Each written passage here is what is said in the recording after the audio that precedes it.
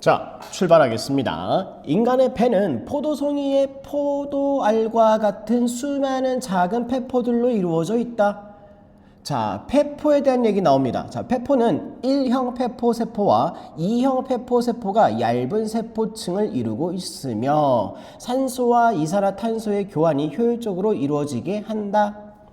자, 쭉 이렇게 폐포에 대한 얘기들, 인간의 폐, 자, 1형 폐포세포, 그 다음에 2형 폐포세포, 이들은 얇은 세포층을 이루고 있고요. 산소와 이산화탄소가 교환될 수 있게끔 도와준다. 자, 근데 폐포는요, 탄성력이 있어서 부피가 늘어났다가 다시 복원되는 특성을 가진다.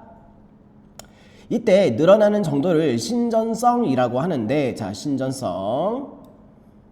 이때 신전성이 클수록 일정량의 공기를 들이마실 때 사용하는 에너지는 줄어들고 적은 힘으로도 원활하게 숨을 쉴 수 있다. 자, 즉, 이 신전성이라고 하는 게 곧 탄성과 관련된 힘이잖아요. 탄성이 좋으면은 이게 에너지가 많이 필요하지 않겠죠. 에너지가 줄어든다라고 하는 표현 맞습니다.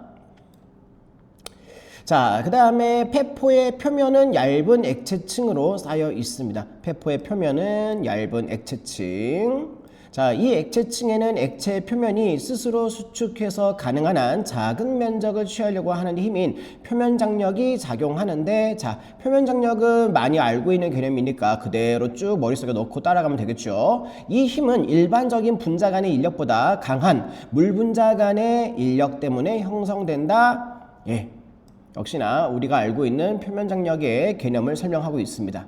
자, 폐포에 작용하는 표면 장력 때문에 폐포는 오그라들려고 하는 경향을 보이고, 그렇죠. 표면 장력 때문에 이거는 인력, 당기는 힘이잖아요. 당기는 힘이다 보니까 폐포가 오그라든다 그 말이죠. 표면 장력 때문에 오그라드는 경향이 있다. 자, 폐의 신전성은 줄어들게 되죠. 그러나 폐포가 오그라들려고 하는 경향을 보이더라도 폐포의 허탈은 거의 일어나지 않는다. 자, 허탈이라고 하는 말, 자, 무슨 뜻인지 밑에 나와 있는데요. 자, 폐포가 정상적으로 공기로 확장된 상태를 유지하지 못하고 바람이 빠져버린 풍선처럼 쭈그러들어서 부피가 줄어든 상태, 즉 심각하게 쭈그러들어서 부피가 줄어든 상태.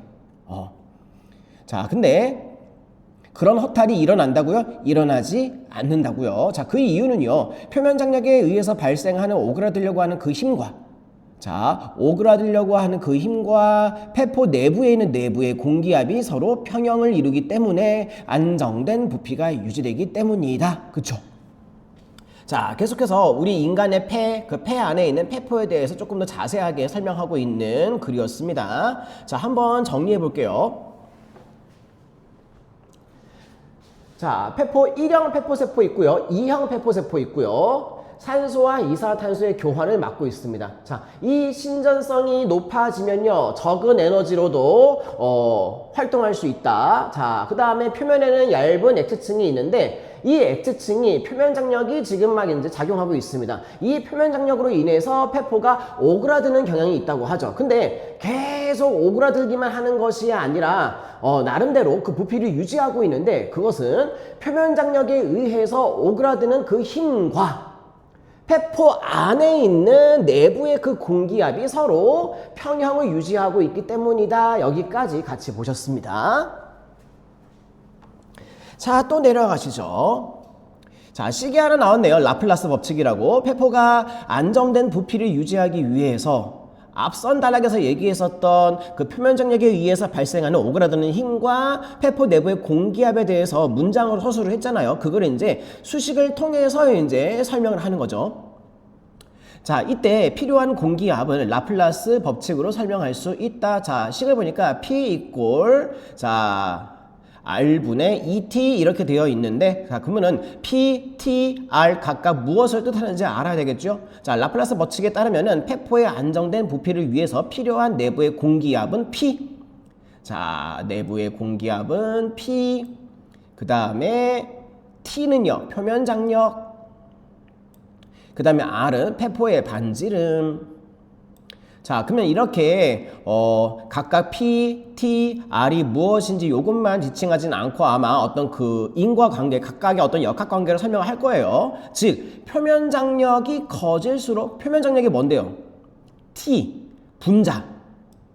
분자가 커질수록 페포를 유지하기 위해서 더 높은 공기압이 필요하고 공기압이 결과값 P잖아요. 그쵸? 분자가 커지면 커질수록 P의 값은 커지겠죠. 그죠? 그 다음에 페포의 반지름이 작아질수록 이때 반지름은 분모에 있는 요 R 그러면은 분모에 해당하는 R 값이 작아진다고 합니다. 분모가 작아지면요. 역시나 결과값인 P는 커지겠죠.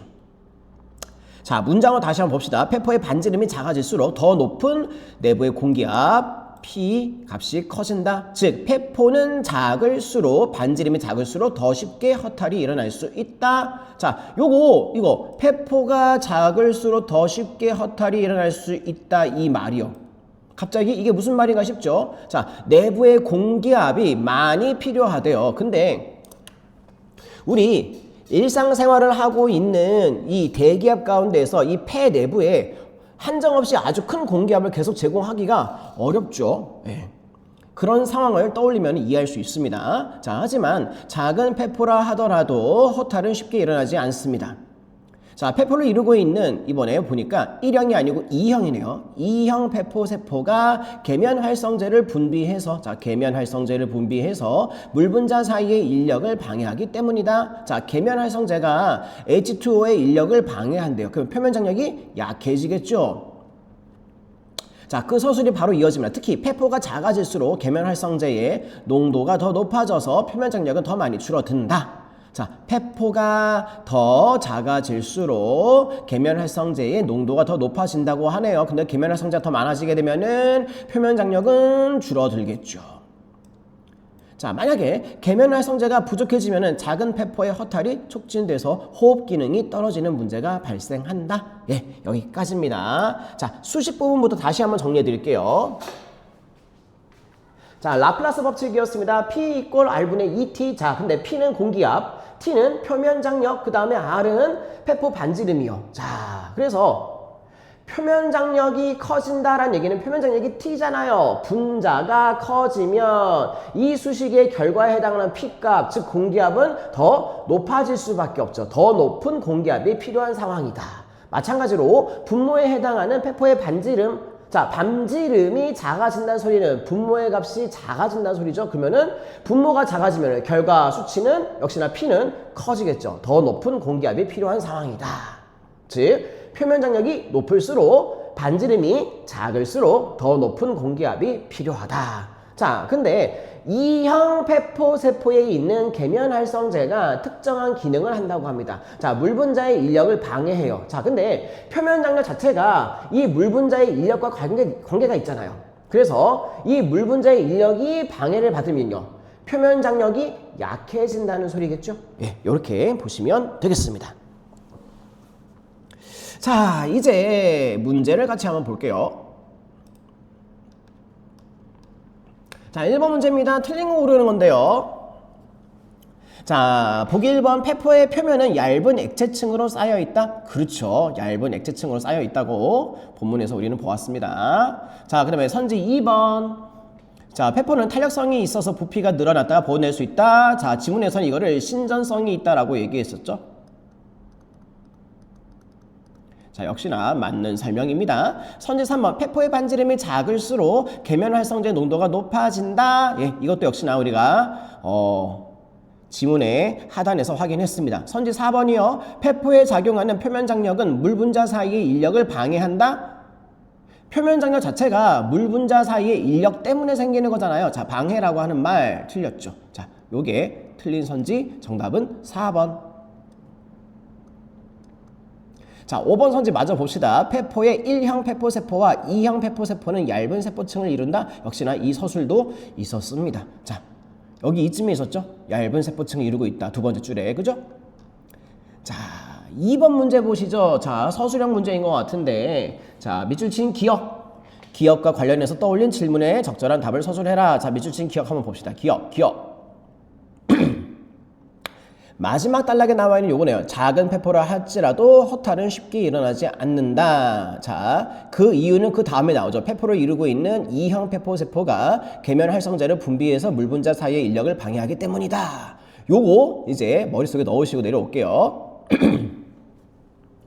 자, 첫 번째 물음입니다. 큰 폐포보다 작은 폐포의 허탈이 쉽게 일어날 것이라고 추측하는 이유는 무엇일까? 작은 폐포일 때 허탈이 쉽게 일어날 것이라고 추측하는 이유는요. 자, 요것 때문이죠. 폐포 반지름이 작을수록 안정된 그 부피를 유지하기 위해서 공기압이 커진다. 우리 라플라스 법칙에서 요거 반지름이 작을수록 더 높은 공기압이 필요하다. 요거 예, 요거 그대로 옮겨서 쓰면 되겠습니다. 자, 한번 해봅시다.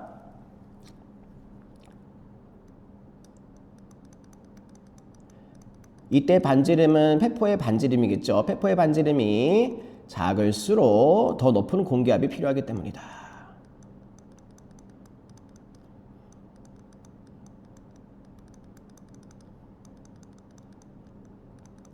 자, 두 번째 물음 한번 봅시다. 작은 폐포라 하더라도 허탈이 쉽게 일어나지 않는 이유는 무엇이냐? 자, 허탈이 일어나지 않는 이유.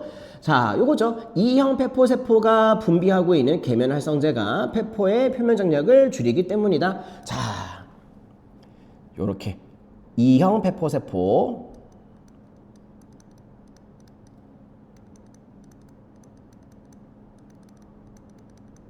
자, E형 폐포 세포에서 뭐가 나옵니까? 계면 활성제.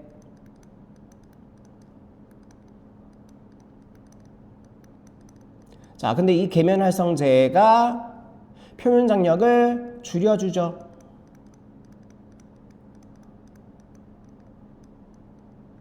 그렇기 때문에 예, 허탈이 쉽게 일어나지 않습니다. 예, 요렇게 보시고요. 자, 3번 문제 또 있네요. 자, 내려가 볼게요. 자, 이 글의 바탕으로 보기에 A에 대해서 설명한 내용. 자, 보기 박스 한번 봅시다. 미숙아의 경우에 흔히 호흡곤란 증후군을 겪을 수 있다. 미숙아는 대부분의 경우에 E형 폐포세포가 충분히 발달하지 않았기 때문이다. 자, 문제 상황이 하나 보이네요. 뭐가 발달하지 않았어요? E형 폐포세포. 그죠? 자, E형 폐포세포가 발달하지 않았다라고 하는 게 눈에 띕니다.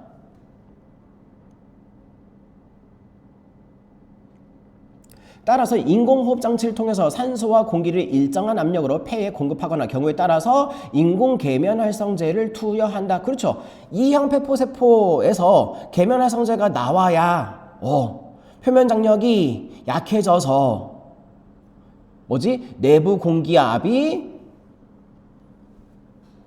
뭐죠? 그 표면 장력의 그 힘과 그 내부의 공기압이 서로 평형 상태를 유지할 수 있게끔 도와주는 거잖아요. 그죠? 예. 그러면은 요거하고 관련된 설명 알맞는 거 고르는 겁니다. 자, 보기 1번 보시죠. 폐포가 오그라들려고 하는 경향을 크게 해서 폐의 신전성을 크게 한다? 아니요. 그러면 안 되죠. 예. 내부의 공기압이 조금 더 안정적으로 유지될 수 있도록 도와야 되잖아. 반대쪽에 힘을 더 실어줘야 되지 않나요? 1번은 아닙니다. 2번 선지, E형 폐포세포에서 분비하는 계면 활성제가 분비되지 못하게 한다? 아니죠. 분비되게 해야죠. 이 부분 또 틀렸습니다. 자, 2번 선지도 틀렸고요. 자, 3번 선지 넘어가 볼게요. 자, 폐포의 허탈이 일어나지 않음에 따라서 폐포 내부의 공기압을 증가하게 한다? 폐포 내부의 공기압을 증가하게 해서 허탈이 일어나지 않게 해야죠. 네, 뒤바뀌었네요. 이렇게 뒤바뀌었습니다. 역시나 인과관계가 뒤바뀌었으니까 3번 제끼고요. 4번 선지, 폐포의 표면을 둘러싸고 있는 액체층에서 일어나는 표면 장력을 감소하게 한다. 이 표면 장력이 감소하게 되면요,